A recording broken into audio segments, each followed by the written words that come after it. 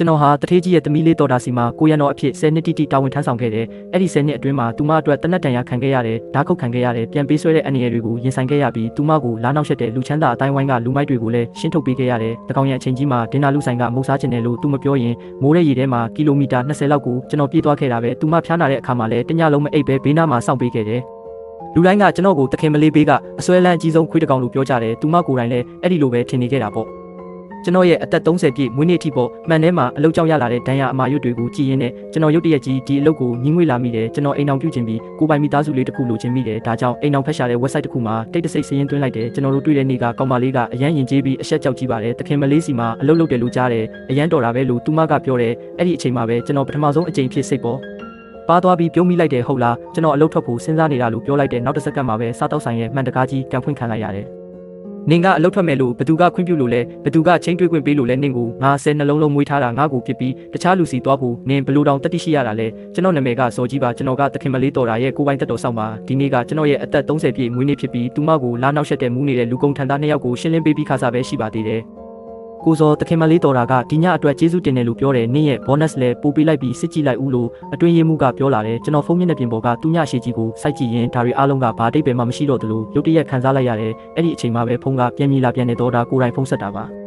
စောကြီးနေအဲ့ဒီလူဦးတူတူ2ယောက်ကိုရှင်းလိုက်ပြီလားစိတ်ပြက်စရာပဲငါရဲ့အလှအပအိတ်ဆက်ချင်းကိုလာဖြက်စီးတယ်ဒီနေ့မိုးလွယ်ပိုင်းကျရင်ဘူကာရီပွဲကိုငါနဲ့အတူလိုက်ခဲ့ရမယ်ကျွန်တော်ခဏလောက်ငြိမ်သွားပြီးမှတခင်မလေးတော်တာဒီနေ့ကျွန်တော်မွေးနေ့မိုးလွယ်ပိုင်းခွင့်ခဏပေးလို့ရမလားကျွန်တော်သူ့တန်မှာရှိတဲ့မိဘတွေကိုတွားကြောချင်လို့ပါလို့ပြောလိုက်တ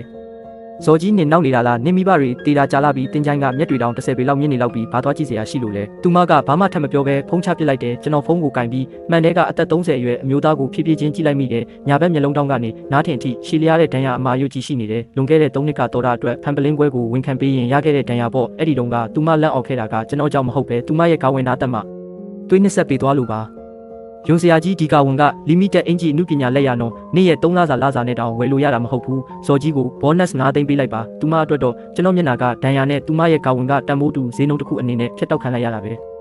အဲ့ဒီမနက်ကကျွန်တော်တင်ချိုင်းမှာ2နာရီလောက်နေခဲ့တဲ့အဖေတို့အမေတို့သာအသက်ရှင်သေးရင်ကျွန်တော်ကိုအိမ်အောင်ပြုခိုင်းပြီးကလေးယူကဘေးကင်းပြီးရိုးရှင်းတဲ့ဘဝလေးတစ်ခုရှင်သန်ဖို့ပဲတွန်းအားပေးမှတေးချတယ်အဲ့ဒီနေ့မိုးလွယ်ပိုင်းဘူကာရီပွဲမှာတော်တာကလိပ်ပြလေးတစ်ကောင်လိုပြန်ဝဲနေပြီးကျွန်တော်ကတော့သူ့မနောက်ကနေထက်ချက်မကွာလိုက်ရင်အနားကပ်လာတဲ့လူတိုင်းကိုစောင့်ကြည့်နေခဲ့တယ်အမှုပညာရှင်အသေးအဖွဲလေးတစ်ခုကသူမကိုစကားလာပြောကိုစူးစမ်းတော့ကျွန်တော်ဝင်ပိတ်လိုက်တယ်သူကကျွန်တော်ကိုစိုက်ကြည့်ပြီးနင်ကဘဲကကောင်းလဲလို့မေးတယ်တော်တာကပြုံးပြီးသူကငါခွေးလေးအရန်တစ္ဆာရှိတာဂယုမဆိုင်နဲ့လို့ပြောချလိုက်တယ်ဘေးကလူတွေအားလုံးဝိုင်းရကြတယ်ကျွန်တော်ကတော့ဘာမှရမှမရှိပဲမတက်ရက်နေခဲ့တယ်ကိုစောကတခင်မလေးတော်တာစီမှာခွေးလိုထပ်ပြောခံရပြန်ပြီလားသူကတော့ကျင့်သားရနေလောက်ပါပြီလုံးဝကိုကျင့်သားရနေတာပေါ့ည10နာရီမှမူးနေတဲ့တော်တာကိုဘီလာအင်ကြီးစီကျွန်တော်ပြန်ခေါ်လာခဲ့တယ်ဇော်ကြီးကရင်ငက်တယ်ကလောက်ဖိတ်ဆန်အိမ်ကရေပူဆန်းလက်ဖက်ရည်တောက်ချင်တယ်ကျွန်တော်အချိန်ကိုစစ်ကြည့်လိုက်တယ်တခင်မလေးတော်တာကလောက်ဖိတ်ဆန်အိမ်ကမြို့ပြင်မှာပြအသွားပြန်အနည်းဆုံး2နာရီကြာမှဖြစ်ပြီးသူတို့ကညစ်ဦးရုံး1နာရီမှပိတ်တာပါငါတောက်ချင်တယ်အခုသွားတော့မသွားရင်အလုပ်ထုတ်ပြင်မယ်ကျွန်တော်ဘာမှမပြောပဲစကားစစ်ထိုးမနေတော့ပဲကားကိုအဲ့ဒီဘက်ကိုပဲမောင်းထွက်ခဲ့လိုက်တယ်ထင်ထားတဲ့အတိုင်းဆိုင်ကပိတ်နေပြီးညဆောင်ဝန်ထမ်းကိုတောင်းပန်တိုးရှိပြီးမှနောက်ဆုံးလက်ဖက်ရည်တအိုးကိုရခဲ့တဲ့နွေးနွေးထွေးထွေးရှိအောင်ဂယုတစိုက်တဲလာခဲ့ပေမဲ့ဗီလာကိုရောက်တော့တာကအိပ်ပျော်သွားခဲ့ပြီးကျွန်တော်လက်ဖက်ရည်အိုးကိုကင်ပြီးသူမအိတ်ခမ်းအပြင်ဘက်မှာရက်နေခဲ့တယ်ပြီးမှကော်စောပေါ်ဖြည်းဖြည်းချင်းချထားခဲ့လိုက်တယ်နောက်နေ့ကကျွန်တော်ရဲ့အလုပ်ပိတ်ရက်ဖြစ်တဲ့အိမ်အောင်ဖက်ရှာပေးတဲ့အဖွဲကစီစဉ်ပေးတဲ့ကော်ဖီဆိုင်လေးစီတိတ်တဆိတ်သွားခဲ့တယ်သူမနာမည်ကအီးအီးတဲ့မူလာတန်းပြဆရာမလေးတယောက်ပေါ့သူမကချိုတာပြီးစကားပြောညင်တာပါတယ်ဒါနဲ့ကိုစောကဘာလုပ်တာလဲဟင်ကျွန်တော်ခဏလောက်ဝေခွင့်မရဖြစ်သွားပြီးကိုပိုင်လုံခြုံရေးအတိုင်းပင်ခံအဖြစ်လုပ်နေတာပါလို့ဖြေလိုက်တယ်အထင်ကြီးစရာပဲနော်အမြဲတမ်းအလုပ်ရှုပ်နေတာလားအရန်ရှုပ်ပါတယ်အမြဲတမ်းအစင်သေးဖြစ်နေရတာမျိုးပါဟုတ်ပါတယ်ဘဝကိုရုန်းကန်ရတာမလွယ်ပါဘူးအီအီလဲစာမေးပွဲဖြစ်မဲ့အတန်းကိုတင်ရတာဆိုတော့အမြဲတမ်းညမိုးချုံမှပြန်ရတာပဲကျွန်တော်တို့စကားပြောတာအရန်အဆင်ပြေခဲ့ကြတယ်ကျွန်တော်မိဘတွေစောစောစီးစီးဆုံးပါသွားတာကိုကြားတော့သူမမျက်ဝန်းတွေထဲမှာစာနာစိတ်တွေအထိုင်းအမြန်းတွေးလိုက်ရတယ်သူမရဲ့နှွေးထွေးတဲ့အပြုံးကိုကြည့်ရင်ကျွန်တော်ရင်ထဲကခဲနေတဲ့အရာတစ်ခုကအရေးပြောသွားသလိုခံစားလိုက်ရတယ်နောက်ပတ်မှာထပ်တွေ့ဖို့ကတိပေးခဲ့ကြပြီးပထမဆုံးအကြိမ်ဖြစ်စိတ်ပေါ်ပါသွားခဲ့တယ်ဒါပေမဲ့ကော်ဖီဆိုင်ကထွက်လာတာနဲ့ဖုန်းကတုန်ခါပြီးယူမတက်မြည်လာတော့တာပဲဖုန်းကိုကိုင်လိုက်တာနဲ့တော်တာရဲ့အော်တန်ကြီးထွက်လာတယ်ဇော်ကြီးနင်ဘယ်ငရဲပြည်ရောက်နေတာလဲအခုချက်ချင်းစတားလိုက်ပလာဇာကိုလာခဲ့နင်10မိနစ်အတွင်းရောက်မလာရင်မနေ့ဖြန်အလုပ်လာစရာမလိုတော့ဘူးကျွန်တော်အန်ချိတ်ပြီးတက္ကစီစီးကသွားခဲ့ရတဲ့စတားလိုက်ပလာဇာရဲ့အဆင့်မြင့်အယောင်ဆိုင်မှာတော်တာကအယောင်ဝန်ထမ်းကိုအော်ဟစ်ဆဲဆိုနေတယ်ဒါဘာလို့အမိတ်ဆိုင်မျိုးလဲငါလိုချင်တဲ့အိတ်ကိုတခြားလူကိုဘာလို့ရောင်းလိုက်တာလဲဝန်ထမ်းကအခက်တွေ့နေတဲ့အမူအရာနဲ့တခင်မလေးတော်တာဒီအိတ်ကဒီအမျိုးသမီးကကြိုတင်မှယူထားတာမို့လို့ဘာလို့ရှင်းပြတယ်နင်တို့ငါဘာတူလဲဆိုတာသိရလားငါလိုရှိရင်ဒီဆိုင်တစ်ခုလုံးပိတ်ပစ်လို့ရတယ်ဇော်ကြီးသူကငါလိုချင်တဲ့အိတ်ကိုယူသွားတာတွားလူပေးအဲ့ဒီမျိုးသမီးကပြပြတလဲဖြစ်သွားပြီးကျမဒါကိုလွန်ခဲ့တဲ့တလကတည်းကကြိုတင်မှထားတာပါသမီးလေးရဲ့မွေးနေ့လက်ဆောင်မှုလိုပါလို့ပြောတယ် တခင်မလေးလူလူရှိမှအပြုတ်မှုကိုဆင်ခြင်ပေးပါလို့ကျွန်တော်ဝင်ပြောလိုက်တော့တော်တာကကျွန်တော်ကိုဒေါသကြီးစိုက်ကြည့်ပြီးနင်ကဘသူဘက်ကလည်းငါနင့်ကို10နှလုံးလုံးကျွေးမွေးထားတာခွေးတောင်မှသူ့ကိုအစာကျွေးတဲ့သူကိုတည်သေးတယ်လို့ပြောချလိုက်တယ်နောက်ဆုံးတော့ဆိုင်မန်နေဂျာဝင်ဖြန့်ဖြေပြီးတော်တာအတွက်တခြားအိတ်တလုံးကိုပြန်မပေးမယ်လို့ကတိပေးမှပဲသူမစိတ်အေးသွားပြီးကျွန်တော်လက်မောင်းကိုဆွဲကထွက်လာခဲ့တော့တယ်ကားထဲမှာတော့သူမတလန်းလုံးရုပ်တည်နေခဲ့တယ်အဲ့ဒီနောက်မှာရုတ်တရက်ကျွန်တော်ဖုန်းကိုလူးယူလိုက်တယ်နေ့ရဲ့အလုပ်ပိတ်ရက်မှာဘာတွေအရေးကြီးနေလဲကြည့်ရအောင်သူမကဖုန်းမျက်နှာပြင်ကိုဖွင့်လိုက်တဲ့အချိန်မှာကျွန်တော်ရင်တစ်ခုလုံးပြုတ်ကျသွားတယ်လို့ပဲပြန်လူဖို့စူးစမ်းပေမဲ့နောက်ကျသွားခဲ့ပြီးသူမကအီအီနဲ့ပြောထားတဲ့စာတွေနဲ့အိမ်အောင်ဖက်ရှာတဲ့ website ကတတိပေးချက်တွေကိုမြင်သွားခဲ့ပြီးကားထဲကလေတူးကအိတ်ခဲသွားတယ်လို့ပဲစော်ကြီးနေကတကယ်ပဲမျက်ကန်းချင်းတွေ့ပွဲသွားရဲတယ်ပေါ့ကျွန်တော်စတီယာရင်ကိုလက်နာအောင်ထိကြစ်ကြစ်ပါအောင်စုပ်ကင်ထားမိတယ်တခင်မလေးတော်တာကျွန်တော်အသက်30ရှိပြီးမိသားစုတစ်ခုလိုချင်တာတဘာဝကြပါတယ်မိသားစုဟုတ်လားနင်ကဘာမို့လို့မိသားစုရပိုင်ခွင့်ရှိရမှာလဲနင်ကငါအပိုင်ပဲငါသာနင်ကိုအနားမထားရင်နင်ကဘာကောင်းမို့လို့လဲတခင်မလေးတော်တာကျွန်တော်ကနေ့ရဲ့အလုပ်သမားတက်ပါစာချုပ်တက်တန်းပြည့်ရင်ကျွန်တော်နှုတ်ထွက်ဖို့ပြင်ဆင်ထားပါတယ်နှုတ်ထွက်မယ်ချင်းတွေ့မယ်ဟုတ်လားစော်ကြီးအိမ်မက်မနေနဲ့နင်ကအပေါ်ပေးဆက်ရမယ့်အကျွေးတွေကဒီဘဝတင်မကဘူးဘယ်တော့မှကြည်မှာမဟုတ်ဘူးငါခွင့်ပြုချက်မရှိပဲနင်ဘဲမှသွားခွင့်မရှိဘူးအဲ့ဒီနေပြီးကလေးကကျွန်တော်အိမ်တွင်းကျေချုပ်ခံလိုက်ရတယ်အောက်ထပ်မြေအောက်ခန်းကပြတင်းပေါက်မရှိတော့နေနဲ့ညကိုမခွဲခြားနိုင်ဘူးအပေါ်မှာမိန်ပြဝါချင်းချင်းမိသည့်တစ်လုံးပဲရှိတယ်ကျွန်တော်အချုပ်ခံထားရတာဘယ်နဲ့ရက်ရှိပြီလဲမသိတော့ဘူးနေတိုင်းလူတစ်ယောက်ကထမင်းလာကျွေးပေမဲ့အမြဲတမ်းအေးဆက်နေတဲ့လက်ကျန်ထမင်းတွေပဲဖြစ်တယ်တတိယမြောက်ညမှာမြေအောက်ခန်းတကားပွင့်လာပြီးတော်တာဝင်လာခဲ့တယ်သူမနည်းနည်းမူးနေပုံရတယ်ကဲနင်းနဲ့အမားနဲ့သိပြီလားတခင်မလေးတော်တာကျွန်တော်မမဘူးကျွန်တော်အိမ်အောင်ပဲပြုချင်တာအဲ့ဒီစကားကကြောင်မီးကိုနင်းမိတယ်လို့မျိုးသူမကိုပောက်ကွဲသွားစေခဲ့တယ်အိမ်အောင်ပြုမယ်ဟုတ်လားဘသူနဲ့လဲအဲ့ဒီမူလာတန်းပြဆရာမနဲ့လားငါနင့်ကိုတခုပြောပြမယ်မနေ့ကတည်းကငါလူတွေကိုသူမရဲ့အကြောင်းကိုလွှတ်လိုက်ပြီးသူမတာနင့်ကိုထပ်တွေ့ရရင်အလုပ်ပြုတ်ဖို့သာပြင်ထားလိုက်တော့တော်တာမင်းငါကိုပဲလုပ်ပါအဲ့ဒီမင်းကလေးကိုခြံထားပေးပါနင်ကသူမအတွက်ငါ့ကိုအတန်မြင့်ပြီးပြောရဲတယ်ပေါ့ဇော်ကြီးနင်လိုလူမိုက်ကိုငါ10နှလုံးလုံးမွေးထားတာနင်ကရက်ပိုင်းပဲတည်တဲ့မိန်းမတစ်ယောက်ကငါထပ်ပိုရေးကြီးတယ်လို့ပြောတာပေါ့နင်ချင်းတွေ့ရမယ်ထင်နေလားအိမ်အောင်ပြုရမယ်ထင်နေလားနင်ကငါအပိုင်ပဲသူမအော်ဟစ်လိုမောသွားတဲ့အထိကျွန်တော်ငြိမ်ခံနေလိုက်တယ်ပြီးမှကျွန်တော်ဖြည်းဖြည်းချင်းပြောလိုက်မိတယ်တခင်မလေးတော်တာ10နှစ်ရှိပြီနော်ကျွန်တော်မင်းအတွက်ဓာတ်တန်ရ3ချက်ခံခဲ့ရတယ်မင်းပေးတဲ့ပတ်စံတပြားမှမဖြုံးမဲဆုထားခဲ့တယ်ဒါတွေအားလုံးကဒီဘဝကိုပြန်ဝယ်ဖို့မလုံလောက်သေးဘူးလားသူမဆုံသွားတယ်ကျွန်တော်ကိုပထမဆုံးအကြိမ်မြင်ဘူးတလို့မျိုးမျက်လုံးအစုံပြူးကျဲသွားခဲ့တယ်တိတ်ဆိတ်မှုတွေကြာပြီးနောက်မှာသူမကရုတ်တရက်ရေမောလိုက်တယ်ဇော်ကြီးငါအပြတ်ပြောလိုက်မယ်ဘယ်တော့မှမလုံလောက်ဘူးနင်ငါကိုအကျွေးတင်နေတာနောက်ဘဝအထိတောင်းကြည့်မှမဟုတ်ဘူးအဲ့ဒီအီဆိုတဲ့ဇေယျသီရိမူလာတန်းကျောင်းကဆရာမမလားသူမမိဘတွေကမျိုးအနောက်ဘက်ကရက်ွက်အဟောင်းမှနေတာမဟုတ်လားတော်တာသူမကိုမထိနဲ့ဒါကနင်ဘာရွေးချယ်မလဲဆိုတာပေါ်ပဲမူတည်တယ်ငါရဲ့အသစ္စာရှိဆုံးခွေးဖြစ်ဆက်နေမလားဒါမှမဟုတ်နင်ကြောင့်သူမရဲ့မိသားစုတစ်ခုလုံးဒုက္ခရောက်တာကိုထိုင်ကြည့်မလားပြီးတော့သူမလက်ထွက်သွားခဲ့တယ်ကျွန်တော်မှောက်မိုက်ချင်းထဲမှာလဲပြိုသွားခဲ့ရတယ်လဲပင်ကနာကျင်မှုတွေထက်ရင်ထဲကတောကတွေကပိုပြီးပြင်းထန်နေခဲ့တယ်စတုထမြောက်နေမနက်မှာမြေအောက်ခန်းတကားပြန်ပွင့်လာပြန်တယ်ဒီတခါတော့တော်တာရဲ့အတွင်းရင်းမှုမလေးဖြစ်တယ်သူမကမနက်စာအပြည့်စုံနဲ့ရှေးဦးသူနာပြုတ်တာကိုယူလာခဲ့တယ်ကိုစောတခုခုစားလိုက်ပါတခင်မလေးတော်တာကနင်ဝစ်စားလဲပြီးဒီနေ့မွန်လွဲပိုင်းမြင်းစည်းကွင်းကိုလိုက်ခဲ့ဖို့ပြောတယ်သူမကကျွန်တော်ကိုတကယ်ပဲပြန်လွတ်ပေးတာလားတခင်မလေးကပြောတယ်နင်းတေးတေးချာချာစဉ်းစားပြီးနင့်အမားနေဝင်ခံရင်ပြီးတော့ချင်းတွေ့တာအိမ်အောင်ပြူတာတွေကိုထပ်မပြောတော့ရင်ဒါတွေအားလုံးဘာမှမဖြစ်ခဲ့တယ်လို့မျိုးသဘောထားပေးမယ်တဲ့နင်ကတော်တာရဲ့တက်တော်ဆောင်အကြီးအကဲဖြစ်ဆက်ရှိနေမှာဖြစ်ပြီးလစားလဲနှစ်ဆတိုးပေးမယ်တဲ့ကျွန်တော်ညင်းရင်ရောဘာဖြစ်မလဲကိုစောကြီးရဲ့ဘာလို့ကိစ္စတွေကိုခက်ခဲအောင်လုပ်နေရတာလဲတခင်မလေးရဲ့စိတ်ထားကိုလည်းတည့်ရတာနဲ့မနေ့ကတည်းအေးအေးရဲ့အကြောင်းကိုလူလွတ်လိုက်တာအမှန်ပဲလေဘာမှတော့မလုပ်ခဲ့ပါဘူးဒါပေမဲ့ဒါကသတိပေးချက်ပဲနင်သူမကိုဘလို့မှနိုင်မှာမဟုတ်ဘူးအလျှော့ပေးလိုက်ပါရေဆက်ကလည်း10နှစ်တောင်ရှိပြီပဲဥစ္စာ10နှစ်ဟုတ်လား10နှစ်ပေါ့ကျွန်တော်သူမရဲ့ဘေးနားမှာတစ္ဆာရှိတဲ့ဂျိုရန်တူတစ်ခုလိုလှည့်ပတ်နေခဲ့ရင်ကိုပိုင်ဘဝလေးတစ်ခုလိုချင်ပိုင်ခွင့်ရှိတာကိုမေ့လျော့နေခဲ့တာပဲအဲ့ဒီနေ့မွန်းလွဲပိုင်းမှာကျွန်တော်ရေချိုးပြီးဝစ်စုံတစ်ကိုလဲဝတ်ကစိတ်ပိုင်းဖြတ်လိုက်ပြီးတခင်မလေးတော်တာကြွပါခင်ဗျာသူမကတချင်းလေးညီးပြီးကားပေါ်တက်လာတဲ့စိတ်ချနေအရန်ကောင်းနေတဲ့ပုံပဲနင်းကနာကနေမခွာရက်ဘူးဆိုတာငါတိသားပဲဒီညငါနဲ့အတူပရဟိတပွဲကိုလိုက်ခဲ့ရမယ်လေလံပွဲလည်းရှိတယ်နင်းလိုချင်တာရှိရင်ငါလေလံဆွဲပေးမယ်သူမရဲ့လေတံကပထမဆုံးအကြိမ်ဖြစ်နူးညံ့နေခဲ့တယ်ကျွန်တော်ခေါင်းငုံထားပြီးဘာမှပြန်မပြောခဲ့မိပါဘူ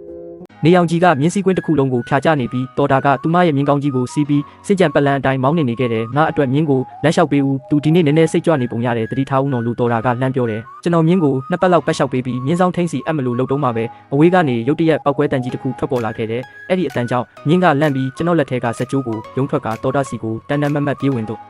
အားတော့တာပဲမြင်းကတော်တော့ကိုတက်နေတော့မဲ့ဆဲဆဲမှာကျွန်တော်လည်းစိတ်အာရုံနောက်တိုင်းသူမစီလွှားကနေခုံဝင်ပြီးဘေးခါထုတ်ပြလိုက်တယ်အဲ့ဒီနောက်မှာတော့လေးလံလာတဲ့မြင်းခွာကြီးကကျွန်တော်ရင်ပတ်တဲ့ကိုအရှိန်နဲ့ကျဆင်းလာခဲ့တော့တယ်။နံရိုးတွေကျိုးသွားတဲ့ဆူးရှာရှာအတန်ကြီးကိုကြားလိုက်ရပြီးတကိုယ်လုံးကိုနာကျင်မှုတွေကတပြိုင်နက်တည်းတက်ခိုက်လာခဲ့တယ်။ဇော်ကြီးနင်းသေးလို့မရဘူးနော်ကြားလာနင်းသေးလို့မရဘူးနင်းသာသေးသွားရင်အီတို့မိသားစုတစ်ခုလုံးကိုငါနာကျင်အောင်လုပ်ပြမှာလို့တော့တာအော်ဟစ်နေတန်ကိုနောက်ဆုံးကြားလိုက်ပြီးကျွန်တော်လုံးဝတတိလစ်သွားခဲ့တော့တယ်။ပြန်နိုးလာတဲ့အချိန်မှာတော့ရင်ဘတ်တစ်ခုလုံးကိုပတိထူကြီးတွေစီးထားတဲ့အဆင့်မြင့်ဆေးရုံခန်းတစ်ခုလေးကိုရောက်နေခဲ့ပြီးအသက်ကိုမနှဲရှူနေရပြီးအနှဲငယ်လှုပ်ရှားလိုက်ရုံနဲ့တင်တကိုယ်လုံးချွေးစေးတွေပြန်လာခဲ့ရတယ်နိုးလာပြီလားတကယ်ပဲနင်ကအတုံးမကျလိုက်တာမြင်းတကောင်ကိုတော့နိုင်အောင်မထိန်နိုင်ဘူးနင်းကြောင့်ငါပါအနှင်းခံရတော့မလို့ကတင်ပေးကတော်တာကပြောလာတယ် ကျွန်တော်လေချောင်းတွေ6ကပ်ပူလောင်နေတဲ့ကြားကပဲအာယူပြီးစကားပြောလိုက်မိတယ်တခင်မလေးအဆင်ပြေရဲ့လားဟွန်းငါကဘာဖြစ်ရမှာလဲနင်ကသာနန်ရိုး3ချောင်းတောင်ကျိုးသွားတာဆရာဝန်ကပြောတယ်နင်အနည်းဆုံး3လလောက်အိပ်ရတယ်လဲနေမှာလဲစော်ကြီးနင်ဒါကိုတမင်တကာလုပ်တာမလားငါကိုတနာအောင်လုပ်ပြီးစိတ်မကောင်းဖြစ်အောင်ဖန်တီးတာမလားဆရာဝန်ပြောတာတော့နင်ဆေးရုံကိုမိနစ်30လောက်နောက်ကျပြီးရောက်ရင်တကယ်အသက်အန္တရာယ်ရှိတယ်တဲ့အဲ့ဒီမြင်းခွာကနင်နှလုံးသားကိုနင်းမိဖို့2စင်တီမီတာပဲလိုတော့တာနင်ကန်ကောင်းသွားတယ်လို့ပြောရမှာပဲဟုတ်ပါတယ်ကျွန်တော်ကန်ကောင်းတာပေါ့မင်းအတွက်ဒဏ်ရာတွေကိုဝန်ခံပေးခဲ့တာ10နှစ်တောင်ရှိပြီပဲငရဲမင်းကတော့ကျွန်တော်ကိုအခုထိခေါ်မသွားချင်သေးဘူးထင်တယ်ကျွန်တော်စကားကြောင့်သူမရဲ့အမှုအရာကအကျော်တစ်ခုခုကိုအထိခံလိုက်ရတယ်လို့မျိုးတောင်းတင်းသွားခဲ့တယ်ဇော်ကြီးနင်ကဘသူ့ကိုလာပြီးလှောင်ပြောင်တယောနေတာလဲငါ့ကိုကဲတင်ရမှာကနင့်ရဲ့တာဝန်ပဲမဟုတ်ဘူးလားသူမကတကားကိုဝုန်းခနဲ့စောင့်ပိတ်ပြီးထွက်သွားခဲ့တယ်ကျွန်တော်တက်ပြင်းကိုဖြည်းဖြည်းချင်းချလိုက်မိတယ်ကျွန်တော်ရဲ့ဖုန်းကတော့သူမကြောင့်ပျက်စီးသွားခဲ့ပြီမို့အီတယောက်ဘလို့နေမလဲဆိုတာကျွန်တော်ဘာမှမသိနိုင်တော့ဘူးအဲ့ဒီညမှာပဲတော်တာပြန်ရောက်လာခဲ့တယ်သူမမူးနေခဲ့တယ်ဇော်ကြီးငါတောင်းပန်ပါတယ်ငါတမင်ပြောတာမဟုတ်ပါဘူးအဲ့ဒီတုန်းကငါအယမ်းလန့်သွားလို့ပါသူမရဲ့လေတံကငိုတန်ဆွဲနေခဲ့တယ်ဒီနေ့နေငါ့ကိုတွန်းထုတ်ပေးခဲ့တဲ့ပုံစံကလွန်ခဲ့တဲ့10နှစ်ကလမ်းကြားထဲမှာကဲခဲ့တဲ့အချိန်တုန်းကနဲ့အတူတူပဲဒါပေမဲ့ဒီတစ်ခါတော့နင်ကဘာမူရမှမရှိပဲငြိမ်သက်နေခဲ့တယ်ငါနဲ့နာမည်ကိုဘလောက်ပဲခေါ်နင်နိုးမလာခဲ့ဘူးနင်တကယ်တည်သွားပြီလို့ငါထင်ခဲ့တာငါမမူဘူးဇော်ကြီးနင်လုံးမထွက်ပါနဲ့နော်ဟုတ်ပြီလားအဲ့ဒီမြက်ကန်းချင်းတွေ့ပွဲကိုလည်းမသွားပါနဲ့တော့ငါနင့်ကိုနောက်ခါတော့မပုံတော့ဘူးလာစားလဲတိုးပေးမယ်နင်မလိုချင်လဲပြောငါကုန်ပေးမယ်ကျေးဇူးပြုပြီးငါ့ကိုပြစ်မသွားပါနဲ့တော့နောက်ဆိုနင်ပြောသမျှအကုန်ငါနားထောင်မယ်တခင်မလေးကျွန်တော်ပင်မနေပြီဗျာ10နှစ်ဆိုတာတော်တော်ကြာခဲ့ပါပြီကျွန်တော်ကိုတွားခွင့်ပြုပါတော့နင်ကတကယ်ပဲအဲ့ဒီလောက်ထိထွက်သွားချင်တာလားအဲ့ဒီမူလာတန်းပြဆရာမအတွက်လားသူမမှာဘာတွေအဲ့ဒီလောက်ကောင်းနေလို့လဲငါနားမှာပဲနေပါနင်မလိုချင်လို့လဲမရှိပါဘူးသူမကကျွန်တော်ကိုလူတစ်ယောက်ရဲ့တိတ်ခါကိုပေးလို့ပါဩဒါဆိုနင့်ကိုငါကတိတ်ခါတစ်ခါမှမပေးခဲ့ဘူးလို့ပြောချင်တာပေါ့ဇော်ကြီးနင့်ရင်ဘက်ကိုနင်းလက်နဲ့စမ်းကြည့်စမ်းပါဦးလွန်ခဲ့တဲ့10နှလုံးလုံးငါနဲ့အပေါ်မကောင်းခဲ့တာရှိလို့လားနင့်ကိုအစင်းမြင့်နေရာတွေခေါ်သွားပေးတယ်တစိတ်ကောင်းအဝတ်စားတွေဝတ်စေတယ်ကားကောင်းကောင်းတွေပေးမောင်းတယ်ဒါပေမဲ့ကျွန်တော်ကတော့မင်းရဲ့တက်တော်ဆောက်တယောက်မင်းတို့မိသားစုရဲ့ခွေးတစ်ကောင်အစင်ပဲရှိနေတော့မှာပဲနင်ကတိတ်ခါလို့ခြင်းနဲ့ဟုတ်လားငါတခုပြောပြမယ်တော်ရမိသားစုရဲ့ကြောထောက်နောက်ခံတာမရှိရင်နင်ကဘာကောင်းမှမဟုတ်ဘူးအကယ်၍အီတာနင်ကအထက်တန်းအောင်လက်မှတ်ပဲရှိတဲ့စစ်မှုထမ်းဟောင်းတယောက်ဆိုတာသိသွားရင်နင်ကိုအလိုရှိအောင်မလားသူမကဘာကိုမှတ်တာလဲနင်ညနာကဒဏ်ရာအမာရုပ်ကိုလားဒါမှမဟုတ်နင်အသက်နဲ့လဲပြီးရှာထားတဲ့ပတ်စံတွေကိုလားကျွန်တော်ဆေးရုံမှာရုံးဝက်လောက်နေခဲ့ရတယ်တော်တာတစ်ခါမှရောက်မလာခဲ့ပေမဲ့သူမရဲ့အတွင်းရေးမှုကနေတဆင့်အားဆေးတွေကိုတော့နေ့တိုင်းလာဖို့ခိုင်းတယ်တတိယမြောက်အပတ်မှာတော့ကျွန်တော်အိယာဘောကနေမနှဲထနိုင်ခဲ့ပြီးလူနာဆောင်တတိမထားမိတဲ့အချိန်မှာဆေးရုံထဲကနေကျွန်တော်တိတ်တဆိတ်ခိုးထွက်လာခဲ့လိုက်တယ်ဟဲလိုဖုန်းကင်လိုက်တယ်သူမရဲ့လေတံကတော်တော်လေးပင်ပန်းနွမ်းနေနေပုံရတယ်ကျွန်တော်ပါစော်ကြီးပါစက္ကန့်အနည်းငယ်လောက်တိတ်ဆိတ်သွားပြီးနောက်သူမရဲ့လေတံကသူစိမ့်ဆန်ဆန်ပြောင်းလဲသွားတယ်ကိုစောဘာကိစ္စရှိလို့လဲဟင်စိတ်မကောင်းပါဘူးဗျာကျွန်တော်အဆက်အသွယ်ပြတ်သွားခဲ့တယ်ဒဏ်ရာရသွားလို့ပါတိပါတယ်ကိုစော်ရဲ့အလုပ်ရှင်ကစီလာပြောတယ်တော်တာကမင်းစီလာတွေးခဲ့တာလားသူမမင်းကိုချင်းချောက်ခဲ့သေးလားကိုစောကျမတို့နောက်ဆိုအဆက်အသွယ်မလုပ်ကြတာပိုကောင်းလိမ့်မယ်ထင်တယ်ကတာမန်ဆရာမတယောက်ပါအေးချမ်းချမ်းနဲ့တည်ငြိမ်တဲ့ဘဝလေးကိုပဲလိုချင်တာပါအဲ့ဒီလိုလူချမ်းသာတွေရဲ့ပြဿနာတွေထဲမှာကျမဝင်မပတ်သက်ချင်ဘူးတွားလိုက်ပါဦးမယ်ကျွန်တော်ဖုန်းကိုကင်ထားရင်အကြာကြီးမတက်ရက်နေမိတယ်ဆေးရုံကိုအပြန်လမ်းမှာဖုန်းဆိုင်တစ်ဆိုင်ဝင်ပြီးဖုန်းအစ်တစ်လုံးနဲ့စင်ကတ်အစ်တစ်ခုဝယ်ခဲလိုက်တယ်ဖုန်းကိုဖွင့်လိုက်တဲ့နောက်တစ်စက္ကန့်မှာပဲတော်ရစီကနေ message 10ဆောင်လောက်ဝင်လာတယ်နင်းဆေးရုံကနေတကယ်ပဲခိုးထွက်သွားတယ်ပေါ့အခုချက်ချင်းဆေးရုံကိုအမြန်ပြန်လာခဲ့မဟုတ်ရင်နင်းရဲ့ဆေးကုသဆေးတွေကိုငါအကုန်ဖြတ်ပစ်မယ်နောက်ဆုံး message ကတော့လွန်ခဲ့တဲ့10မိနစ်ကပို့ထားတာဖြစ်တယ်စော်ကြီးနင်းလိုလူရုပ်မှာနင်းတကယ်ပဲအဲ့ဒီမိမကိုတွားတွေ့ဖို့ထွက်ပြေးရတယ်ပေါ့ကျွန်တော် message အားလုံးကိုဖြတ်ပစ်ပြီးသူမရဲ့ဖုန်းနံပါတ်ကိုပါပွားလိုက်တယ်ကျွန်တော်အခန်းထဲကိုပြန်ရောက်တဲ့အချိန်မှာတော့တော်တာကကျွန်တော်ရဲ့ဆေးရုံကရင်ပေါ်မှာထိုင်နေပါပြီတော်တာကကျွန်တော်ရဲ့ဆေးရုံကရင်ပေါ်မှာထိုင်နေပြီးကျွန်တော်ကိုတက်ပစ်ချင်နေတဲ့မျက်လုံးမျိုးနဲ့စိုက်ကြည့်နေတယ်ကျွန်တော်ကတော့သူမကိုမသိချင်အောင်ဆောင်ပြီးလစ်လူရှူထားလိုက်တယ်နင့်ကိုငါမေးနေတယ်လေနင်စီတွားတွေ့တာလားနင်ကမိမတယောက်အတွက်နဲ့နင့်ဘဝကိုအဆုံးရှုံးခံမလို့လားလို့သူမကအော်တယ်အတွင်းရေးမှုမလေးကတခင်မလေးသူခုလောလောဆယ်အနားယူဖို့လိုအပ်နေပါတယ်ဗျာလို့ဝင်ပြောတယ်ကျွန်တော်ပဲသွားမင်းနဲ့ဘာမှမဆိုင်ပါဘူးလို့တော်တာကိုပြက်ပြက်တတ်ပြောလိုက်တယ်အော်ကောင်းပြီလေဇော်ကြီးနင်ကနောက်ဆုံးတော့အတောင်ပန်ဆုံးသွားပြီပေါ့ဟုတ်လားနင့်ရဲ့စာချုပ်တက်တမ်းမပြည့်သေးဘူးဆိုတာမမေ့နဲ့ဦးငါနင့်ကိုစာချုပ်ဖောက်ဖျက်မှုနဲ့တရားစွဲလို့ရတယ်ကျွန်တော်မျက်လုံးမိတ်ထားလိုက်မိတယ်အဲ့ဒီနောက်မှာတော့သူမကအခန်းထဲမှာရှိသမျှပစ္စည်းတွေကိုလိုက်ရိုက်ခွဲတော့တာပဲနင်းဆောင်ကြည့်နေလိုက်အခုချက်ချင်းကိုဒီမြို့ဝကျွန်းပေါ်မြို့တော်ကနေမောင်းထုတ်ပြမယ်တော်တာ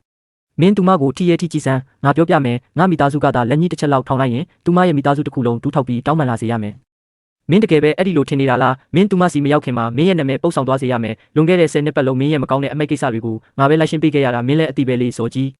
းနင်ကမိမတယောက်အတွက်နဲ့ငါ့ကိုချင်းချောက်နေတာလားတခင်မလေးရုံတောင်မှအကြက်ရရင်ပြန်ကြိုက်တတ်တယ်ဗျကျွန်တော်ကမင်းရဲ့ခွေးအဖြစ်10နှလုံးလုံးနေခဲ့ပေမဲ့ကျွန်တော်မှလည်းအဆွဲရှိတယ်ဆိုတာမမေ့နဲ့နေယူသွားပြီးငါအဖေကိုပြောပြမယ်သူကနင့်ကိုဒီမျိုးမှာဘလို့မှအသက်ရှင်ရည်တည်လို့မရအောင်လုပ်လိမ့်မယ်ပြောလိုက်လေမင်းတို့အဖေအနေနဲ့သူ့ရဲ့အဖိုးတန်သမီးလေးလွန်ခဲ့တဲ့နှစ်အနည်းငယ်အတွင်းမှာဘာတွေလုပ်ခဲ့လဲဆိုတာအကုန်သိသွားဖို့အခွင့်အရေးကောင်းမဲ့ပေါ့လွန်ခဲ့တဲ့3နှစ်ကမူရစ်စေဝါတုံးဆွဲပြီးကားတိုက်ထွက်ပြေးတဲ့ကိစ္စကိုမင်းအတွက်ငါအပြစ်ဝင်ခံပေးခဲ့တာမျိုးဒါမှမဟုတ်လွန်ခဲ့တဲ့နှစ်ကပရာဟိတပွဲမှာလေလံပစ္စည်းကိုအတုနဲ့လဲပြီးအလူငွေအတုလုပ်ခဲ့တာမျိုးတွေပေါ့ ကျွန်တော်စကားကြောင့်သူမဆုံသွားပြီးကျွန်တော်ကိုသူစိမ့်တယောက်လိုစိုက်ကြည့်နေခဲ့တယ်နောက်ဆုံးတော့ဒေါသတကြီးနဲ့တကားကိုဝုန်းကနေစောင့်ပိတ်ပြီးထွက်ပြေးသွားတော့တယ်နောက်နေ့မှာတွင်ရင်မူအီမွန်ရောက်လာပြီးဒါကတော်တာနင့်ကိုပေးခိုင်းလိုက်တာပါစေကူတာဖို့ပဲအာယုံဆိုင်ပါတဲ့ခွင့်ကိုလည်းလိုတလောက်ယူနိုင်ပါတယ်လစားလည်းပုံမှန်အတိုင်းရမှာဖြစ်ပြီးနင်းတတိချာချာစဉ်းစားပြီးမှသူမစီဖုန်းဆက်ပါတယ်လို့ပြောလာတယ်တော်တော့ကိုကျေးဇူးတင်တယ်လို့ပြောပေးပါဒါပေမဲ့မလိုပါဘူးကျွန်တော်စာချုပ်ဖောက်ဖျက်ခြင်းကိုပေးရမှာဖြစ်ပြီးနှုတ်ထွက်စာကိုလည်းနောက်မှအီးမေးလ်ကနေပို့လိုက်ပါမယ်လို့ကျွန်တော်ညင်းလိုက်တယ်ကိုစော်ကြီးနေတကယ်ပဲအတီးပြောနေတာလားအဲ့ဒီနေ့ကတော်တာတညလုံးငိုခဲ့တာနော်သူမနင့်ကိုတကယ်ကြည့်ဆိုင်တာပါအီမွန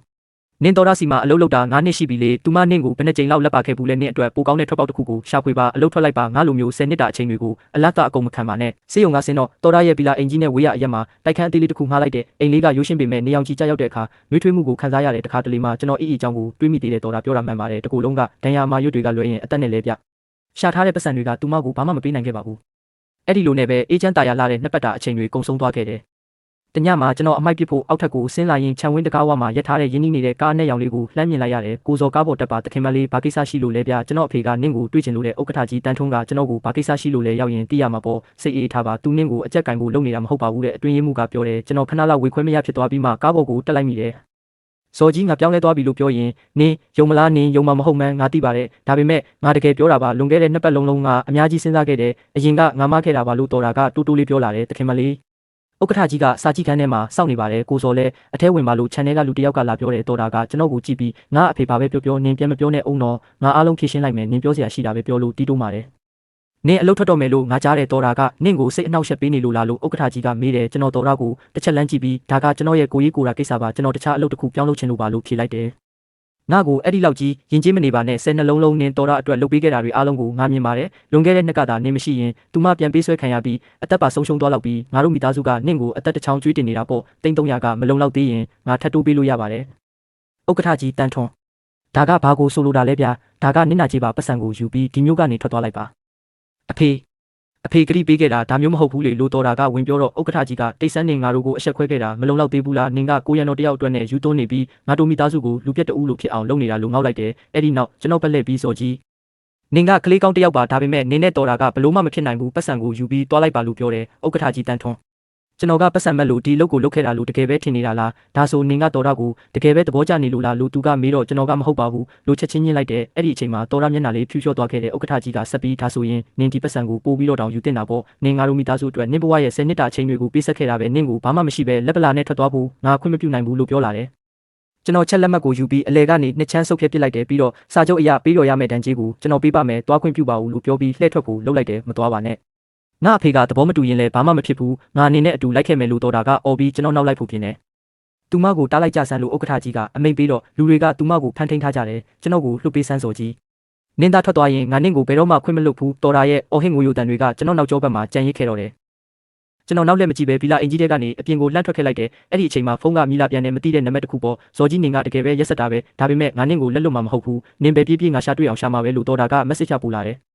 ယ်ကျွန်တော် message ကိုဖျက်ပစ်လိုက်ပေမဲ့ဖုန်းကထပ်ပြီးတုံးခါလာပြန်တယ်ဒီတခါတော့အီရဲ့ဖုန်းနံပါတ်ဖြစ်နေတယ်ကျွန်တော်ခဏလောက်ဝေခွင့်မရဖြစ်သွားပြီးမှဖုန်းကိုကင်လိုက်တယ်ဒါပေမဲ့တစ်ဖက်ကထွက်လာတဲ့အတန်ကတော်တာအတန်ဖြစ်နေတယ်ငါကအဲ့ဒီမူလာတန်းပြဆရာမထက်ဘာရင်းညက်လို့လဲကျေးဇူးပြုပြီးပြန်လာပါနင်းပါလို့ချင်းလဲငါကုန်ပေးမယ်မင်းမူးနေပြီဗျာမင်းပေးမှာဘသူရှိလဲဖုန်းပေးလိုက်စမ်းပါဘသူမှမရှိဘူးငါရောက်သေးပဲပြီးတော့ဒီဘားတွေကလူတွေကငါ့ကိုပဲဝိုင်းဆိုင်ကြည့်နေကြတယ်သူမစကားကြောင့်ကျွန်တော်ရင်ထဲထိတ်ခနဲ့ဖြစ်သွားရတယ်နေဝင်ချိန်ပါဆိုတာမြို့ဝကျုံးပေါ်မြို့တော်မှာအဆိုးဆုံးနဲ့အရှုပ်ထွေးဆုံးနေရာတွေကတခုလေအဲ့ဒီမှာပဲငိမ့်နေပါမင်းတို့အိမ်ကကိုရံတော်တွေကိုဖုန်းဆက်ပြီးလာခေါ်ခိုင်းလိုက်မယ်သူတို့ကိုဖုန်းမဆက်နဲ့ငါကနင့်ကိုပဲလာစေချင်တာကျွန်တော်ဖုန်းပြန်ခေါ်ပေးမယ်သူမဖုန်းကပိတ်သွားခဲ့ပြီးနောက်ဆုံးတော့ကျွန်တော်စိတ်ပူပြီးဒီအတိုင်းပစ်ထားလို့မရတာနဲ့ဖုန်းတစ်ကိုတုံးပြီးကိုရံတော်တွေစီဖုန်းဆက်လိုက်တယ်ခေါင်းဆောင်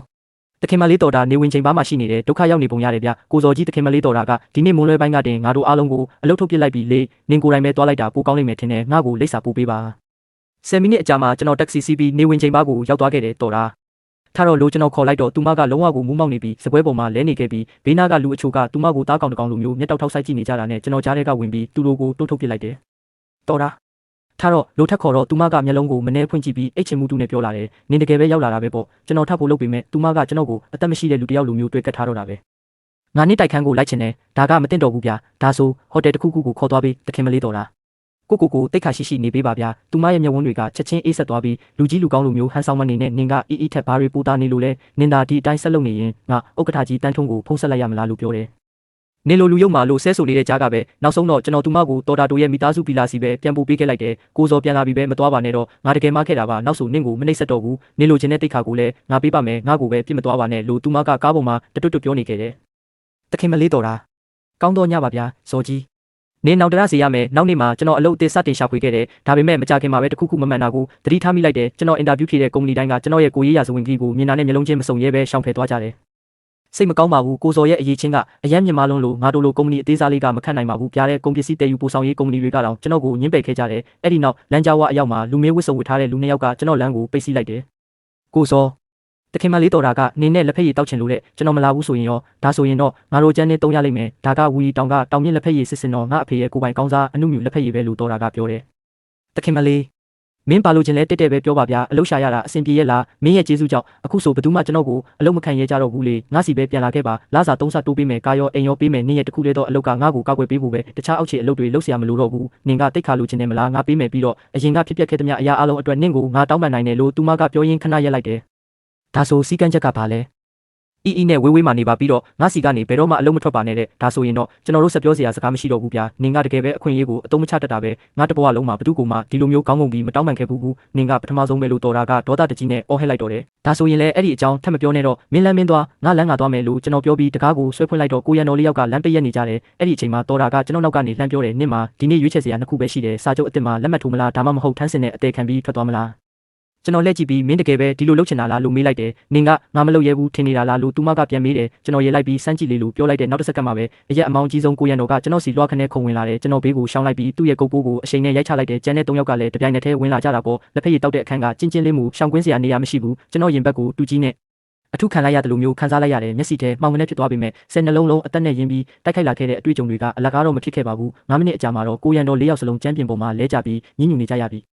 ီကျွန်တော်နှက်ခမ်းထောင်းကသွေးတွေကိုတုပ်လိုက်ရင်မျက်နှာပြက်နေတဲ့တော်ရကိုကြည့်ပြီးဆက်လုပ်ချင်သေးလားမင်းသမီးလေးလိုမေးလိုက်တယ်နင်သာဒီနေ့ထွက်သွားရင်နင်ငါ့ကိုဘယ်တော့မှတွေ့ရတော့မှာမဟုတ်ဘူးကျွန်တော်မျက်လုံးတွေမှင်းဆင်းသွားတယ်မင်းယူနေပြီ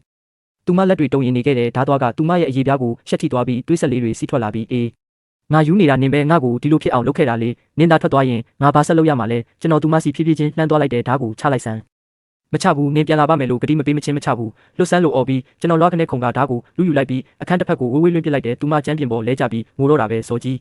ရှေးဦးသူနာပြုတ်တက်တာပဲမှလဲသူမကဘီရိုစီလက်ညှိထိုးပြတယ်သူမခေါင်းမော့ပြီးကျွန်တော်ကိုကြည့်လာတယ်မျက်ရည်တွေကပါးပြင်ပေါ်စီးကျနေတော့မယ်ဦးနာရာကိုမှုတ်ပေးပြီးမနာတော့ဘူးလို့နင်အမြဲပြောလို့ရှိတယ်မလားကျွန်တော်လက်တွေခဏလောက်တုံဆိုင်သွားတယ်အဲ့ဒီနောက်သူမကကျွန်တော်အင်ဂျီဆက်ကိုဆွဲကင်လိုက်တယ်ငါတကယ်ပြောင်းလဲသွားပြီလို့ပြောရင်ရောနင်မယုံဘူးမဟုတ်လားဒီလိုမျိုးမိုက်မဲတဲ့အလုပ်မျိုးနောက်ခါဘယ်တော့မှမလုပ်နဲ့တော့ငါသွားတော့မယ်စော်ကြီးအီမင်္ဂလာဆောင်တော့မယ်မင်းအခုဘာပြောလိုက်တာလဲသူမမိဘတွေက300ယူပြီးတော့ဖြိုးဖြက်ရေးရောချင်းဝင်နဲ့ချမ်းသာလာတဲ့လူတစ်ယောက်နဲ့အတင်းအဓမ္မလက်ထပ်ခိုင်းနေတာဒီနေ့မိုးလဲပိုင်းမှာသူတို့လက်ထပ်စာချုပ်သွားယူကြလိမ့်မယ်ကျွန်တော်လက်ဖက်ရည်တောက်တဲ့အခန်းထဲပြန်ဝင်သွားခဲ့တယ်မင်းသူမကိုဘာလုပ်လိုက်တာလဲငါဘာမှမလုပ်ဘူးသူမကိုလက်တွေ့ဘဝအမှန်ကိုမြင်အောင်ပဲလုပ်ပေးလိုက်တာဒီကဘာကြီးကဒီလိုပဲလက်ပတ်နေတာလေပတ်စံနဲ့အာနာကပဲအရာရာကိုစိုးမိုးထားတာနင်သူမကိုမကာကွယ်နိုင်ပါဘူးကျွန်တော်သူမကိုတွန်းထုတ်ပြီးတကားအပြင်ကိုဝုန်းကနေပြေးထွက်ခဲ့လိုက်တယ်ပြေးရင်းနဲ့ EEC ဖုန်းဆက်ဖို့ကြိုးစားပေမဲ့သူမဖုန်းကတစ်ချိန်လုံးပိတ်နေခဲ့တယ်ကျောင်းကိုဖုန်းဆက်ကြည့်တော့သူမရဲ့လုပ်ဖော်ကိုင်ဖက်ကဝေဝေဝါးဝါနဲ့ပဲဖြေတယ်ဒီနေ့ခွင့်ယူထားတယ်မင်္ဂလာဆောင်ကိစ္စစီစဉ်နေတယ်လို့ပြောတယ်ကျွန်တော်တရားရုံးစီတန်တန်မတ်မတ်ပြေးသွားခဲ့လိုက်တယ်အဲ့ဒီကိုရောက်တော့ကားပေါ်ကဆင်းလာတာကိုလှမ်းမြင်လိုက်ရတယ်မျက်နှာလေးကဖြူရော့နေတာပဲပြီးတော့သူမဘေးမှာအရက်ပူပူဝါးဝါနဲ့လူတစ်ယောက်ရှိနေတယ်ကိုစောရှင်ဒီကိုဘာလာလုပ်တာလဲနင်ကဘဲကကောင်းလဲငါမိမကိုထိရရအောင်နင်ကဘာမို့လို့လဲမင်းကတည်ငြိမ်တဲ့ဘဝလေးကိုလိုချင်တယ်လို့ပြောခဲ့တယ်မလားမင်းရွေးချယ်ခဲ့တဲ့တည်ငြိမ်တဲ့ဘဝကဒါမျိုးလားကျမအမေကပတ်စံယူလိုက်ပြီလေကျမအဖေကခွဲစိတ်ဖို့လိုအပ်နေလို့ပါဒီချောချောလာလာကောင်းလေးနဲ့ဘာလို့အချိန်ဖြုံးနေတာလဲတွားပြီးလက်ထပ်စာချုပ်ယူကြဆိုလေသူမကဒါကိုမလိုချင်ဘူးဆိုတာမင်းမမြင်ဘူးလားဟွန်းနင့်မိသားစုက300ယူပြီးသွားပြီလေအခုမှသူမကဘာပြောပိုင်ခွင့်ရှိအောင်မလဲကောင်းလေလူလဲလုတ်ပြီးနောက်ဆုတ်လိုက်တာပိုကောင်းလိမ့်မယ်မဟုတ်ရင်နောက်ဆက်တွဲဖြစ်ရတွေအတွက်ငါ့ကိုအပြစ်မတင်နဲ့ကကျွန်တော်လက်မောင်းကိုကြောက်လန့်တကြားဆွဲကင်လိုက်တယ်ကျွန်တော်နဲ့လိုက်ခဲ့ပါပတ်စံကိုကျွန်တော်ပြန်ပေးလျှော်ပေးမယ်ပြီးတော့မင်းဖေခွဲစိတ်ကိုလည်းကျွန်တော်အကုန်ခံမယ်ရှင်ကအဲ့ဒီလောက်ပတ်စံများကြီးဘဲကနေရမှာလဲအသက်နဲ့ရင်းပြီးလုတ်ခဲ့ရတဲ့10နှစ်တာချိန်တွေဒါကမင်းရဲ့လွတ်လပ်မှုကိုဝယ်ယူဖို့မလုံလောက်သေးဘူးလာ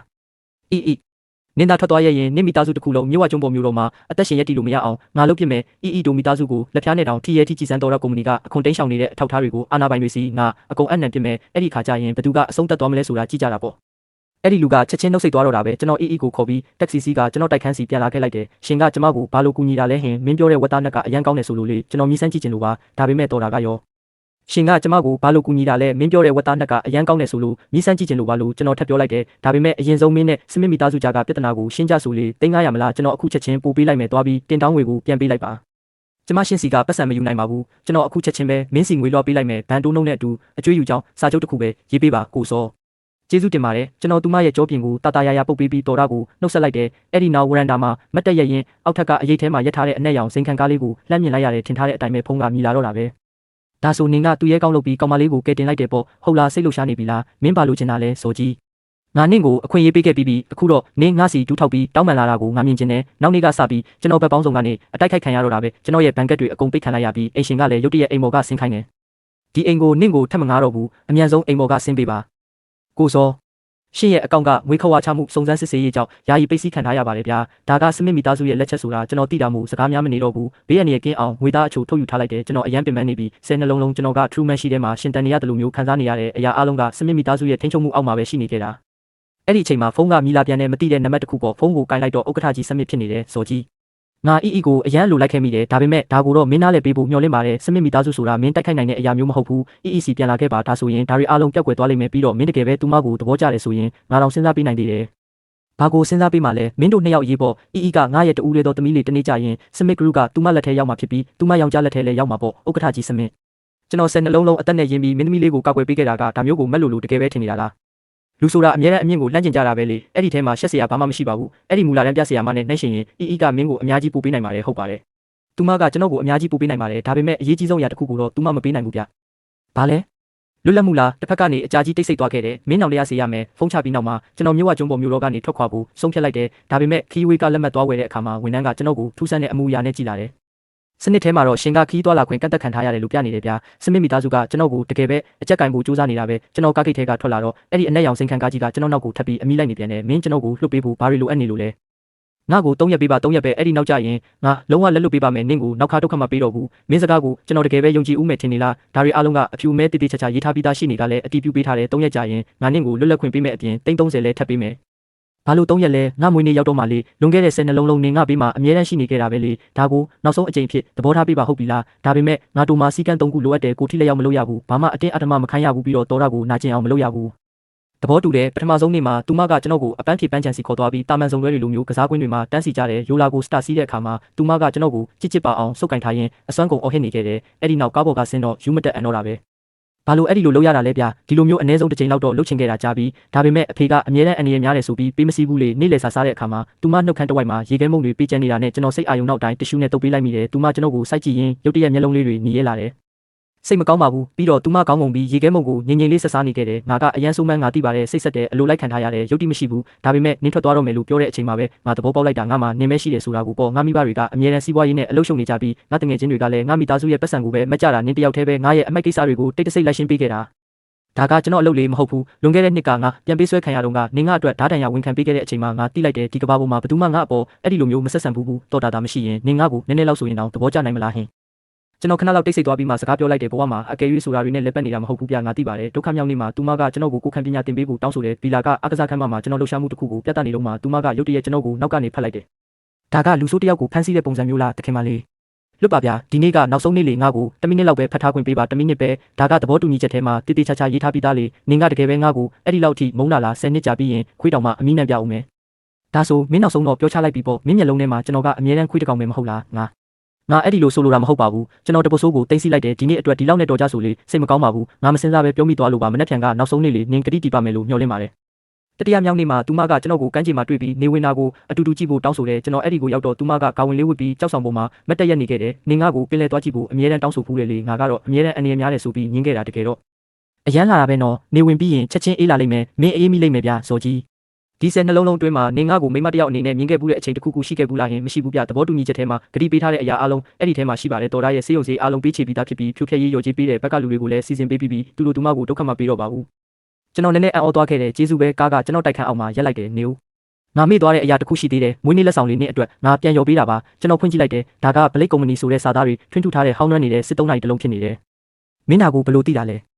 ဲနင်းစစ်မှုထမ်းခဲ့တဲ့အချိန်တွေအကြောင်းအကုန်ငါသိပါတယ်နေတိုင်းနေရဲ့တက်စုကောင်းဆောင်ရဲ့ကူပေးမှန်စီတိတ်တဆိတ်သွားကန်တော့တဲ့စစ်သုံးမဂဇင်းတွေအကုန်စုဆောင်းနေပြီးတော့အဲ့ဒီ Blade Company တပ်ပုံကိုနင်းကောင်းအောင်မှာတင်ထားတယ်မလားစောကြီးနင်ကကိုရန်တော်မဟုတ်ဘူးပြီးတော့ခွေးတကောင်လည်းမဟုတ်ဘူးနင်ကသူ့ရဲကောင်းတစ်ယောက်ပါငါဘယ်တော့မှမထိုက်တန်တဲ့သူ့ရဲကောင်းတစ်ယောက်ပေါ့သူမကားပေါ်ပြန်တက်ပြီးမောင်းထွက်သွားခဲ့တယ်ကျွန်တော်လမ်းဘေးမှာမတက်ရရင်နာရီကိုကင်ထားမိတယ်နာရီနောက်ကျောမှာတော့အခရာတေးသေးလေးတွေနဲ့ငါရဲ့သူ့ရဲကောင်းစီတူလိုရေးထားတဲ့ဖုန်းကမြည်လာပြန်တဲ့ message အစ်တစ်ခုဝင်လာတာပေါ့နင်အခုလွတ်လပ်သွားပြီးသူမနဲ့လက်ထပ်လိုက်ပါနှုတ်ဆက်ပါတယ်နောက်နေ့မှာကန့်တက်ချက်အားလုံးရုပ်သိမ်းခံလိုက်ရပြီးကျွန်တော်ရဲ့ဘဏ်အကောင့်လည်းပြန်ပွင့်သွားခဲ့တယ်ဟေး ကိုစောကြီးအရင်ကနားလည်မှုလွဲတာရှိသွားတယ်ဗျာနင်ဒီမှာပဲဆက်နေလို့ရပါတယ်ရေနဲ့မီးကိုအခုချက်ချင်းပြန်ဖွင့်ပေးလိုက်ပါမယ်ကျွန်တော်ပြည်နယ်ဆေးရုံကိုတွားပြီးတော်ရအဖေကိုတွားကြည့်ခဲ့တယ်ခွဲစိတ်မှုကအောင်မြင်ခဲ့တယ်ကိုစောကျေးဇူးတင်ပါတယ်ကျွန်တော်နင့်ကိုနည်းနည်းချင်းစီပြန်ဆက်ပါမယ်အေးဆေးပါဗျာတခင်မလေးနင့်ကိုလာမရှာတော့ဘူးမလားဟုတ်တယ်အဲ့ဒါကောင်းပါတယ်တကယ်တော့သူမကနည်းနည်းတနာဖို့ကောင်းတယ်ဗျာ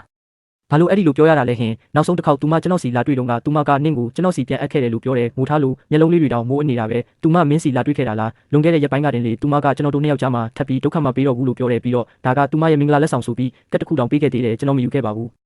ကျွန်တော်ဘာမှမပြောပဲပန်းသီးတစ်လုံးစားနေမိတယ်ချိုချိုလေးနဲ့ချင်းစုပ်စုပ်အရသာလေးပေါ့တလအကြာမှာတော်ရအဖေဆေးရုံကဆင်းတော့ကျွန်တော်တို့ပစ္စည်းတွေကိုမြဝကျွန်းပေါ်မျိုးတော်စီပြန်တည်ပေးခဲ့တယ်သူမရဲ့တိုက်ခန်းအောက်မှာရင်းနှီးနေတဲ့ပုံရိပ်တစ်ခုကိုလှမ်းမြင်လိုက်ရတယ်ကအရန်ပိန်သွားခဲ့ပြီးနေ့အတွက်မင်္ဂလာလက်ဆောင်ယူလာခဲ့တယ်မင်္ဂလာဆောင်ဟုတ်လားဘာမင်္ဂလာဆောင်လဲသူကအခုမှလက်ထပ်ခွင့်တောင်းတော့မလို့မဟုတ်ဘူးလားကျွန်တော်တောင်းတင်တောင်းငွေကိုအစင်တင်ပြင်ထားပြီးပြီလေတခင်မလေးနောက်မနေပါနဲ့ဗျာငါအဖေရဲ့စီးပွားရေးဖက်ကငါ့ကိုဒီလက်ဝတ်ရတနာတွေပေးခဲ့တာငါအတွက်တော့အရန်ရင်လုံးနေတယ်လို့ပဲစော်ကြီး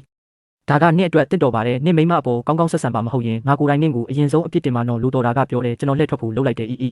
ကျေးဇူးပဲ10နှစ်အတွင်းမှာဒါဟာသူမရဲ့နာမည်ကိုကျွန်တော်ပထမဆုံးအကြိမ်ခေါ်ပူးခြင်းပဲဖြစ်တယ်သူမမျက်ဝန်းတွေချက်ချင်းหนีရဲလာခဲ့တယ်ဘာလို့ကျေးဇူးတင်တာလဲအားရင်လာလဲဦးနော်ငါတို့အိမ်တကားကနေ့အတွက်အမြဲတမ်းပွင့်နေမှာပါအလုပ်ရှင်နေနဲ့မဟုတ်ဘူးတငယ်ချင်းအနေနဲ့ကျွန်တော်အမြန်လျှောက်ထွက်ခဲ့မိတယ်ခြေလမ်းတွေကနည်းနည်းရိုင်းနေတယ်လို့ပဲတော်တာကတူတူလေးပြောလာတယ်သူကတကယ်ပဲအခုပြောင်းလဲသွားပုံရတယ်နော်ကျွန်တော်ဘာမှမပြောခဲ့ပါဘူးသူမပြောက်ကွယ်သွားတာကိုစိုက်ကြည့်နေရင်ကျွန်တော်ရင်ထဲကအရာတစ်ခုကနောက်ဆုံးတော့လွတ်မြောက်သွားခဲ့ရပြီး6လအကြာမှာတော်တာနဲ့ကျွန်တော်ဆစ်ဆက်ခဲ့ကြတယ်ကျွန်တော်တို့ရိုးရိုးရှင်းရှင်းပဲကျင်းပခဲ့ကြတာပါစပွဲအနေငယ်ပဲရှိတယ်အခမ်းအနားမစခင်မှာပဲကြီးမားလာတဲ့ပန်းအိုးကြီးတစ်ခုရောက်လာခဲ့တယ်ငါရဲ့သူ့ရဲ့ကောင်းတစ်သက်လုံးပျော်ရွှင်ပါစေတဲ့သူ့ကိုအထဲကိုဖိတ်လိုက်ရမလားဟင်သူလာမှမဟုတ်ပါဘူးဗျာကျွန်တော်တို့အခန့်ကျွေးမွေးနေတော့မှတကားဝစီကနေရုံရင်းဆန်ခက်ဖြစ်တန်ကြားလိုက်ရတယ်ကျွန်တော်အပြင်ထွက်ကြည့်တော့စင်ကြံလန်းဆုံးမှာရင်းနှီးနေတဲ့ပုံရိပ်တစ်ခုကတက်လီကားတဲ့ကိုအမြန်ဝင်သွားတာလှမ်းမြင်လိုက်ရတယ်ကျွန်တော်အောက်ထပ်ကိုဆင်းသွားတဲ့အချိန်မှာတော့အနက်ရောင်ကားတစ်စီးမောင်းထွက်သွားတာကိုပဲမြင်လိုက်ရတော့တယ်ကျွန်တော်အဲ့ဒီမှာအကြာကြီးမတက်ရနေမိတယ်နောက်ဆုံးတော်တာကကျွန်တော်ကိုလာရှာတဲ့အထိပေါ့ဘာဖြစ်လို့လဲဟင်ဘာမှမဖြစ်ပါဘူးလေတိုက်နေလို့ပါနောက်ပိုင်းမှာကနိုင်ငံခြားကိုပညာတော်တင်သွားခဲ့တယ်လို့ကြားရတယ်တခါတလေမှာသူမကတပ်ပုံတင်လေးရှိပြီးသူမရဲ့အပြုံးလေးတွေကပိုပြီးတောက်ပလာခဲ့တယ်အဲ့ဒီတပ်ပုံတွေကတပုံမှာတော့နောက်ခံမှာစစ်သုံးမဂဇင်းတစ်ခုရှိနေတာနဲ့ကျွန်တော်လိုက်ပေးလိုက်မိတယ်သူမကချက်ချင်းပဲပြုံးနေတဲ့မျက်နှာလေးနဲ့ပျော်ရွှင်ပါစေလို့ပြန်လဲဖြေချခဲ့တယ်ကျွန်တော်ဖုန်းကိုချထားလိုက်တယ်အပြင်ဘက်မှာနေအောင်ကြီးကအရန်တာယာလာတာပဲတော်တာကမိဖို့ကြောင့်ထဲမှာဝက်သားနဲ့ချက်နေပြီးအိမ်တစ်ခုလုံးမွေးကြိုင်နေတော့တာပဲရှီလျားလာတဲ့10နှစ်တာအချိန်တွေပြီးနောက်မှာကျွန်တော်နောက်ဆုံးတော့အိမ်ပြန်ရောက်ခဲ့ပါပြီ